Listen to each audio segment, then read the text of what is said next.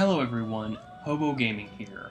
In this video I'll be discussing a guide on custom persona building. I upload custom builds myself, but I thought that a guide video may be helpful to those who want to make builds of their own. I must advise though, if you are impatient or easily annoyed, I cannot recommend this for you as this process is very time consuming, repetitive, and heavily RNG based. To begin with, let's discuss the requirements. You must first have the gallows unlocked. Now this will unlock June 5th. All you have to do is enter the Velvet Room on that day or any day after and it will become available. Secondly, I would advise as well to have a roughly 3 million yen and about 3 to 5 hours of free time. The time is excessive, this is due to heavy RNG based stats. As for the funds, this becomes expensive as you're heavily having to rebuy and delete personas. I'm going to use my current Kaguya build to show the process step by step. For this build, I'm looking to max out magic, endurance, and agility. I do already have my magic maxed out, and I just need to focus on endurance and agility. So first we're going to go to executions and select strength of persona.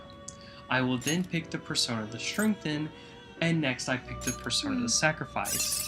Now some advice here. Treasure gems are the primary source for sacrifices, as they do provide the most experience. As you'll see on the screen, in the right hand corner, you're going to see Confidant rank level and the experience multiplier. This is important as the higher the Confidant level, the more experience you're going to gain. Down to the lower right, you're going to see the stats, and you're going to see some that are highlighted. These are going to be the stats that become boosted when you perform this execution.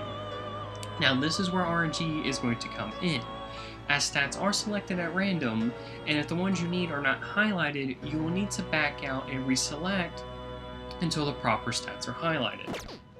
What are you waiting for? Some important notes here. Each level provides 3 points. If 3 stats are highlighted, they will receive 1 point apiece. That will do. If 1 stat is highlighted, it receives all 3. If 2 stats are highlighted, they will receive a random amount split in between them. Now, if the persona is going to go up 2 levels or more, unless 1 stat is specifically highlighted, each will receive a random divided amount.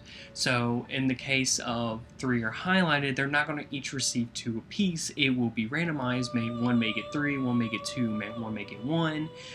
And it just continues as more stats would be boosted. As well, you're going to need to match the experience required. This is why treasure gems are the best, as they will have a set multiplier amount for the specific persona. That way you can keep calculations on how much you will receive and purchase accordingly. So for an example, I'm going to be using Orlov. I only need that set amount up there. If I see that it needs a little bit less next time, I can go buy, I believe the next one will be Kohinoor, which is a level 25. Now that's going to give me less experience, but that helps me save money instead of spending amount on just going a little bit over. And this does help you keep track as well.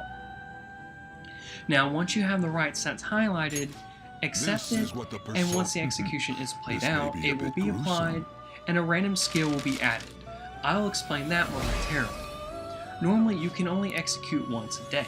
To bypass this, register the persona, delete it from your party, then repurchase it, as well as repurchasing the sacrifice you'll use next time around. You're going to continue repeating this cycle until you have the stats that you want maxed out. Such rudeness. Read here. Now, we will discuss skill inheritance. Whenever an execution is performed, a skill will be inherited. This is how you give your persona specific skills.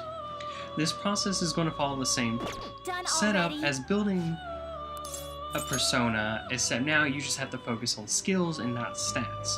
To make this easier, buy the persona and the sacrifice you need to get the skill from, save, and then when you go and execute, if you don't get the skill you want, just reload the save file, and then keep doing this until you get the skill.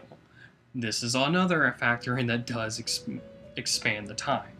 This is not a short process, unfortunately. Now, there are certain skills in the game that are unique to personas and they cannot be passed on I'm going to list these in the description as it would add a little too much time to this video, and I'm trying to keep it in one set ideal. Now, some tips to help reduce the stress. The protagonist's best gun in the game, it gives +5 to your stats. So you would only need to level stats to 94 to max out to 99. Now, there is also an equipment called Crystal Skull. This will give +5 to your stats as well, and it does provide hide evade in magic. So that way you would only need to level up to 89 if you didn't want to use the Omnipotent Orb, which makes you immune to all damage except Almighty. Also, to save big bucks on purchasing personas, for high level skills, create a Patsy persona.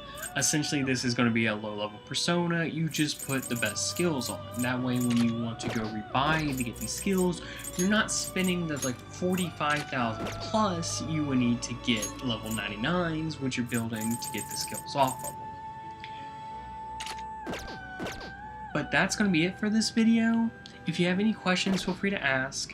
I hope you enjoyed this video as well, and I do as well hope you have a wonderful day.